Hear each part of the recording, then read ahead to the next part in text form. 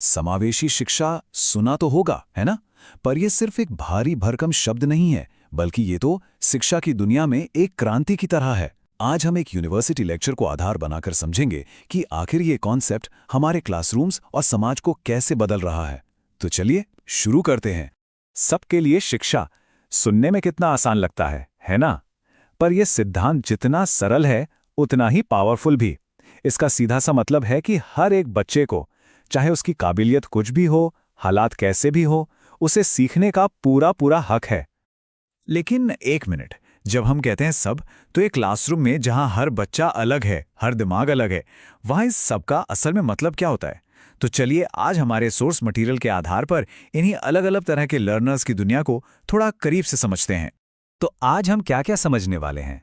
सबसे पहले जानेंगे कि यह समावेशी शिक्षा है क्या भला, और फिर 4 अलग अलग तरह के बच्चों की बात करेंगे। क्रिएटिव बच्चे, मंदबुद्धि बच्चे, सीखने में पिछड़े हुए बच्चे और समस्यात्मक बच्चे।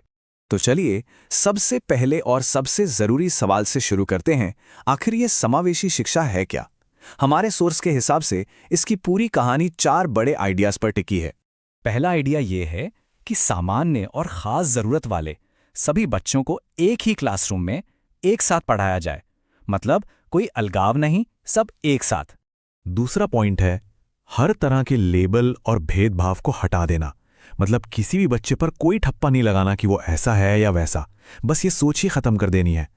और ये एक बहुत बड़ा शिफ्ट है। ये वन साइज फिट्स ऑल वाले तरीके से बिल्कुल अलग है। यहाँ हर बच्चे की ज़रूरतों के हिसाब से उसे सिखाने पर जोर दिया जाता है। और सबसे कमाल की बात क्या है? ये सब कुछ किसी स्पेशल स्कूल में नहीं, बल्कि हमारे आपके आसपास के एक रेगुलर स्कूल में ही होता है। तो इन 4 बातों को मिला दें तो बनती है समावेशी शिक्षा की पूरी पिक्चर।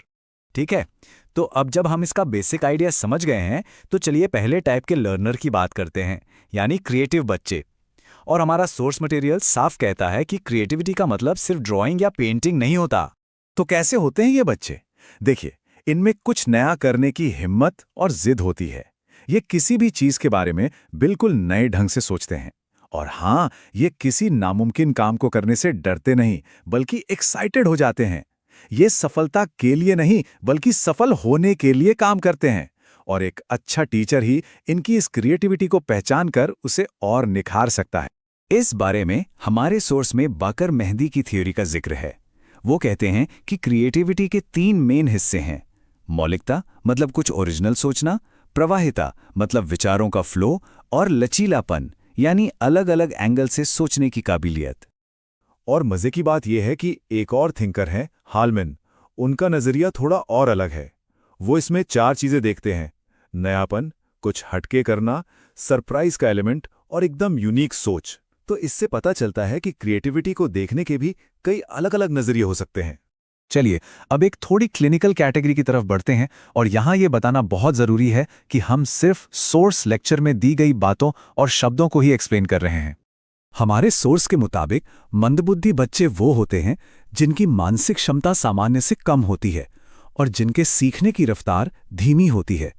एक बार फिर, ये परिभाषा सीधे सोर्स से है और हम इसे सिर्फ अकादमिक नजरिए से समझ रहे हैं। और देखिए, इस मामले में हमारी समझ हमेशा से ऐसी नहीं थी। ये टाइमलाइन बताती है कि 1913 से पहले मंदबुद्धि और पिछड़े बच्चों में कोई खास फर्क नहीं किया जाता था। ये फर्क पहली बार 1913 में इंग्लैंड के एक कानून के बाद साफ हुआ। मतलब ये एक काफी मॉडर्न सोच है जो आज भी इवॉल्व हो रही है। सोर्स में इनके कुछ लक्षण भी बताए गए हैं, जैसे आत्मविश्वास की कमी, सीखने की धीमी रफ्तार, या फिर अपनी बात कहने में मुश्किल होना। और इनका आईक्यू भी अलग अलग एक्सपर्ट्स के हिसाब से 90 या 70 से कम बताया गया है। ये सब बातें टीचर्स को ऐसे बच्चों की जरूरतों को बेहतर ढंग से समझने में मदद करती हैं। अच्छा, अब आते हैं अगली कैटेगरी पर, सीखने में पिछड़ापन। और प्लीज इस पर ध्यान दीजिएगा, ये बहुत जरूरी है। इसका इंटेलिजेंस से कोई लेना देना नहीं है। तो पिछड़े बच्चे कौन हैं? सोर्स के मुताबिक ये वो बच्चे हैं जो अपनी उम्र के बाकी बच्चों से पढ़ाई में पीछे रह जाते हैं। बात को समझिए, फोकस उनकी दिमागी काबिलियत पर नहीं, बल्कि उनके एकेडमिक परफॉर्मेंस पर है। तो सबसे जरूरी फर्क यही है ना? एक तरफ है मंदबुद्धि होना, जो दिमागी क्षमता से जुड़ा है, और दूसरी तरफ है पिछड़ापन, जो एकेडमिक परफॉर्मेंस से जुड़ा है। ये दोनों बिल्कुल अलग चीजें हैं। मतलब एक बहुत इंटेलिजेंट बच्चा भी किसी वजह से पढ़ाई में पिछड़ सकता है। इस पर सिरिल बर्ट की एक बहुत अच्छी परिभाषा है। वो कहते हैं कि पिछड़े बच्चे वो हैं जो अपने स्कूल लाइफ के बीच में अपने उम्र की क्लास से एक क्लास नीचे का काम भी नहीं कर पाते। देखिए, बात फिर वही है, परफॉर्मेंस ना कि काबिलियत। तो सवाल ये है कि कोई बच्चा पिछड़ता क्यों है? सोर्स बताता है कि इसकी वजह अक्सर बाहरी होती हैं, जैसे घर का माहौल ठीक ना होना, स्कूल बार बार बदलना, सही पोषण न मिलना या फिर अच्छे टीचर्स की कमी। और अच्छी खबर ये है कि अगर वजह बाहरी है तो सही मदद और सपोर्ट से इस कमी को पूरा किया जा सकता है। और अब चलते हैं हमारी आखिरी कैटेगरी पर, जो ना तो इंटेलिजेंस की बात करती है, ना ही एकेडमिक्स की, बल्कि बिहेवियर की, यानी समस्यात्मक बालक। तो ये कौन है? ये वो बच्चे हैं जिनका बर्ताव या बिहेवियर क्लास में या दूसरों के लिए एक प्रॉब्लम बन जाता है, जैसे झूठ बोलना, बहुत गुस्सा करना या स्कूल से भाग जाना। और यहाँ ये समझना ज़रूरी है कि ये सिर्फ एक बिहेवियरल लेबल है, मतलब एक टैलेंटेड बच्चा भी ऐसा बिहेवियर दिखा सकता है और एक पिछड़ा हुआ बच्चा भी। इसका दिमागी काबिलियत से कोई कनेक्शन नहीं है। तो घूम फिर कर हम सब एक बड़े और ज़रूरी सवाल पर वापस आते हैं। इन सभी लेबल्स, इन सभी कैटेगरीज से आगे बढ़कर हम ऐसे क्लासरूम कैसे बना सकते हैं जो हर बच्चे के अंदर छिपी यूनिक काबिलियत को देखें, उसे समझें और उसे निखारें। शायद यही समावेशी शिक्षा का असली मकसद है।